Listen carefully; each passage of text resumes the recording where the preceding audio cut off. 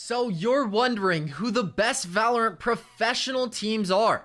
Today, I'm ranking everyone in a tier list. These are only NA because that's the only Valorant esports I watch. So we're going to be ranking these teams. 100 Thieves, Cloud9, Envy, FaZe Clan, Gen.G Esports, Immortals, Sentinels, T1, and TSM.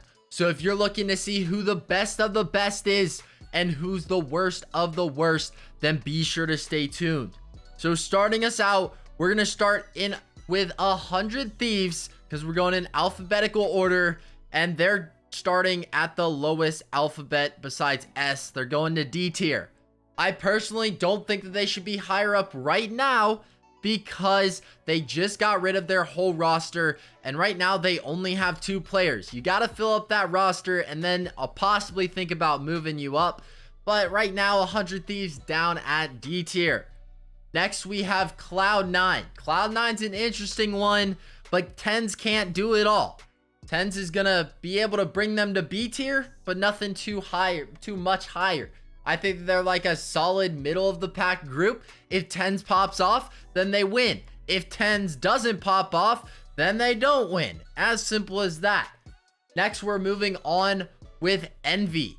Envy is going to be placed in B tier along with Cloud9 because they're right around that level. They were previously known as a different name, but then they transitioned to Envy, and now they're playing in tournaments with this name. So I think that they're just, again, the middle of the pack. I don't think that they're too special. I don't think that they're that bad. I think they perform pretty well in some tournaments. Some tournaments they don't do too hot. For example, the last NA tournament that they played in, the Pittsburgh Knights Invitational Gauntlet, they placed 4th behind Cloud9. So that's why I believe Cloud9 and Envy are right there next to each other, and that's why I'm placing them both in B. Next, we have FaZe Clan. FaZe Clan, I think, is in the same category as 100 Thieves, but they have a full roster, and that's why I'm putting them C tier. They haven't really performed that well in a ton of tournaments just yet. I believe that they didn't place too well in the last big tournament, which was the FaZe Clan Invitational, their own tournament. They didn't do too hot in. They didn't make it into the top 4. They made it into 7th/8th, whatever you want to call it. So just not too hot. They tied with T1, and I'm putting them in C tier. Next, we got to go on with Gen.G, and I believe that Gen.G is one of those teams that are in the top 3 of NA right now. It's going to be between them, TSM, and Sentinels. Just a heads up, I'm putting Gen.G at A tier because they really did well in the FaZe Clan Invitational and also the Pittsburgh Knights Invitational. They came in 2nd in the Pittsburgh Knights, falling to TSM. And then in the actual FaZe Clan Invitational, they came in 4th. So they're placing in that top 4 and winning those prizes.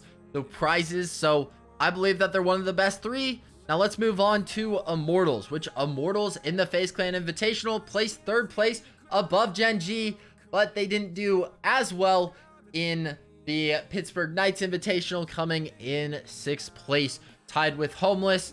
I believe that they're still up there, though. I think that they might be around the same skill level as Cloud9. And honestly, I'm going to go ahead and have to put them in B tier along with the Envy and Cloud9. So that's my pick for Immortals. Nothing too special coming out of them. They'll have their good days. They'll have their bad days. That's basically with everyone except for the top 3. And you guys will see that because we're moving on to Sentinels. Sentinels, I'm going to go ahead and say, is the 2nd best team in NA. They're going on to A tier above Gen.G. They did really well in the FaZe Clan Invitational. They, of course, lost team solo mid, which is TSM, in the finals, but they still did really well. That was actually the last tournament that they played in. They weren't able to participate in the Pittsburgh Knights Invitational, so we haven't been able to see them recently, but I'm telling you guys, that FaZe Clan Invitational final was insane, and I loved watching it, and Sentinels versus TSM is always going to be a match that I'm looking to watch because it's action-packed. All the players are awesome, and that's why they're the 2nd best team. Placing them in A, we're moving on to T1. And T1, you guys can be ahead of FaZe Clan, but you're in C tier. You did really well in the beta days, but after that, you kind of fell off. You're going in C tier because you haven't really played that well in past or like newer tournaments. You did play in the Pittsburgh Knights Invitational, but came in 9th place behind almost every single team that we have on this list. Like, if they competed in the Pittsburgh Knights Invitational, T1 was at the bottom, and they were playing with their roster. And that's not too good coming from T1 because they dominated in the beta, so maybe they just haven't been playing enough. But I'm putting them C. Now we can go to TSM, the best NA Valorant professional team right now at the current state of the game. They're back-to-back champions. The Pittsburgh Knights Invitational, they won. The FaZe Clan Invitational, they won. They're dominating. Coach Myth is out there making havoc in the Valorant professional scene. This is my tier list. Hopefully you liked it. Let me know what you would change in the comments down below, and leave a like and subscribe with notifications on, because I post daily Valorant content every day, because that's what daily means. If you enjoyed this video, let me know. I'll make more about the esports scene. That's going to be it for me today, and I will see you all in the next one.